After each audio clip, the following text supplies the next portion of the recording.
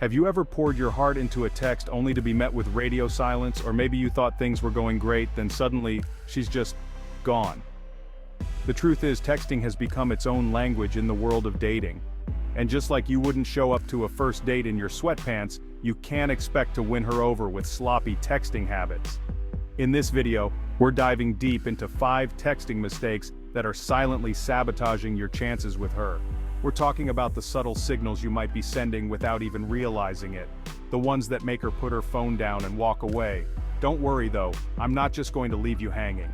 We'll break down exactly why these mistakes are so deadly and, more importantly, what you can do instead to keep her hooked and wanting more. So grab your phone, gentlemen, because class is officially in session. Let's be honest, guys, we've all been guilty of this one at some point. It's almost like a reflex action, isn't it?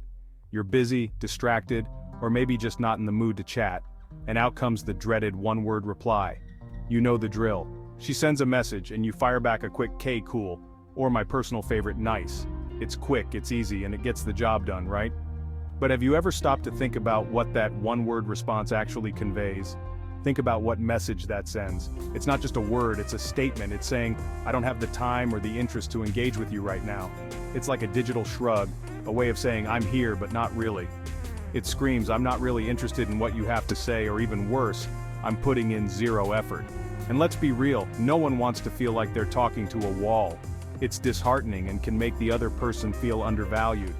Even if that's not your intention, that's how it comes across. You might think you're being efficient, but in reality, you're shutting down the conversation before it even has a chance to blossom. Women want to feel like you're invested in the conversation, that you're actually listening and engaged. They want to know that you care about what they're saying and that you're interested in their thoughts and feelings. A one-word response is the conversational equivalent of closing the book on her. It shuts down the interaction before it even has a chance to get going. It's like slamming the door in someone's face just as they're about to walk through it. So, what's the solution? Simple. Put in a little effort. It doesn't take much to turn a one-word reply into a meaningful conversation. All it takes is a few extra seconds and a bit of thought. Instead of "okay," try something like, "That sounds amazing, tell me more about..." Or instead of "cool," you could say, "Wow, that's really interesting, how did you come up with that idea?" These small changes can make a huge difference. See the difference? You're not just acknowledging her message, you're showing genuine interest and inviting her to share more. You're opening the door to a deeper, more meaningful conversation. Remember, texting is about building a connection. It's about creating a space where both people feel heard and valued. It's not just about exchanging information, it's about sharing experiences and emotions. Don't let yours fizzle out with lazy responses. Don't let a potential connection slip through your fingers because you couldn't be bothered to type a few extra words. Step up your game and give her something to work with. Show her that you're interested, that you care, and that you're willing to put in the effort to keep the conversation going. Trust me, it'll make all the difference. Here's the thing, gentlemen, enthusiasm is great, but there's a fine line between showing interest and overwhelming her with a barrage of messages. Imagine you're out with your friends and your phone won't stop buzzing. It's her, sending message after message, even though you haven't had a chance to respond. How does that make you feel? Probably a little suffocated, right? The same principle applies to texting. When you overtext, it can come across as needy, desperate, or even a little bit creepy. It's like you're trying to force a connection instead of letting it develop naturally. The key here is balance. It's perfectly fine to send a few messages in a row if the conversation is flowing, but pay attention to her pacing. Is she responding quickly and enthusiastically, or are her replies getting shorter and further apart? Don't be afraid to give her some space to breathe. Remember, a little mystery goes a long way. Let her wonder about you, anticipate your next message. Trust me, the chase is all part of the fun. Chapter 3. The "Hey, what's up?" text. Why generic won't get you anywhere. Think about the last time you received a text that simply said, "Hey," what went through your mind? Did you feel a surge of excitement, eager to respond? Probably not. The truth is, generic openers like "Hey, what's up?" or "How are you?" are the enemies of engaging conversation. They lack effort, originality, and most importantly, they don't give her anything to work with. Imagine receiving a message that doesn't spark any interest or curiosity. It's like walking into a party, announcing your presence, and then just standing there awkwardly, waiting for someone to entertain you. These types of messages are often ignored or met with equally lackluster responses. They don't create a connection or show that you're genuinely interested in the other person. Instead of falling back on these tired phrases, text with purpose. Think about what you want to convey and how you can make the conversation interesting for both of you. Refer back to something you talked about before, bring up an inside joke, or ask a question that shows you're genuinely interested in her life. For example, instead of "What's up?" try "Hey, did you end up trying that new restaurant we talked about? See the difference?" It's specific, it shows you were listening, and it opens the door for a more meaningful conversation. Another great approach is to share something interesting that happened to you recently. This not only gives her something to respond to, but also invites her to share her own experiences. For instance, you could say, "Guess what? I finally tried that new coffee place downtown and it was amazing. Have you been there yet?" This kind of message is engaging and shows that you're willing to share parts of your life with her. It's all about creating a dialogue that feels natural and interesting. When you put in the effort to craft thoughtful messages, it shows that you value the conversation and the person you're talking to.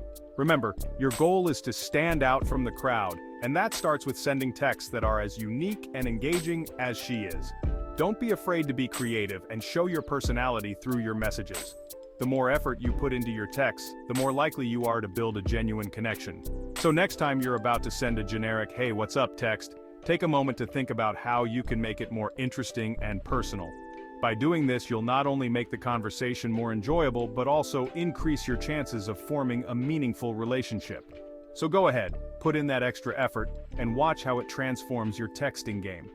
After all, in a world full of generic texts, be the one who stands out with creativity and genuine interest. Your conversations will be richer and your connections deeper. Chapter 4. Overusing emojis, don't let them speak for you. Now, I'm not saying emojis are off limits entirely. When used sparingly and strategically, they can add a touch of personality and humor to your messages. But there's a fine line between enhancing your text and letting emojis do all the talking for you. Think about it. Would you rather receive a heartfelt message expressing genuine emotions, or a string of random emojis that vaguely resemble a thought? Overusing emojis can make you come across as immature, inarticulate, or even insincere. It's like you're hiding behind these little digital masks instead of expressing yourself authentically. Remember, the goal is to connect with her on a deeper level, and that requires actual words. Use emojis to emphasize your point, add a playful tone, or inject some humor, but don't let them become a crutch.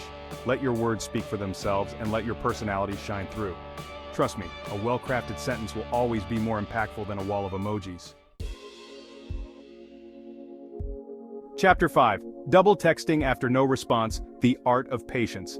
We've all been there. You send a text, the minutes turn to hours, and still, radio silence. It's a situation that can make even the most confident person feel a bit uneasy. The urge to send another message, to check if she got the first one, to do anything to break the silence can be overwhelming. You start to wonder if she saw it, if she's ignoring you, or if something went wrong. But resist the temptation, gentlemen. It's crucial to understand that patience is a virtue, especially in the realm of communication. Double texting, especially when she hasn't responded, is the fast track to sending the wrong message. It can come off as pushy or even desperate, which is not the impression you want to make.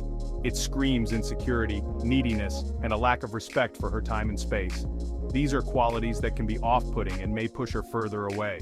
Remember, she has a life outside of her phone, and there are countless reasons why she might not have responded right away. She could be busy with work, spending time with family, or simply taking a break from her phone. Instead of jumping to conclusions and bombarding her with more messages, give her the benefit of the doubt. Trust that she will get back to you when she can. Take a deep breath, put your phone down, and focus on something else. It's important to maintain your own sense of calm and not let the lack of response consume you. Go for a walk, catch up with friends, or pursue a hobby. Engaging in activities you enjoy can help take your mind off the situation and keep you grounded. The less you fixate on her response, the easier it will be to maintain your composure and avoid coming across as desperate. Confidence is attractive, and showing that you have a full life outside of waiting for her text can be very appealing. Trust me, playing it cool is always the sexier option. It shows that you are secure in yourself and respectful of her time. If she's interested, she will respond when she has the time and energy to engage. A thoughtful and patient approach can often lead to a more meaningful and positive interaction. And if she doesn't, well, then you know you're better off moving on to someone who does. There's no need to dwell on someone who isn't reciprocating your interest. Keep your head up and stay positive. The right person will appreciate your patience and respect. So, there you have it, gentlemen. 5 texting mistakes that could be holding you back from making a real connection. Remember, texting is just one piece of the puzzle when it comes to dating, but it's a crucial one. By mastering the art of communication, you're showing her that you're not just another face in her inbox, you're someone worth getting to know. Now, I want to hear from you. Have you ever sent a text that completely backfired? What's the worst texting mistake you've ever made? Share your stories in the comments below. Let's learn from each other's experiences. And don't forget to like this video and subscribe to the channel for more dating advice that actually works. Until next time, gentlemen, stay confident, stay authentic, and keep those conversations flowing.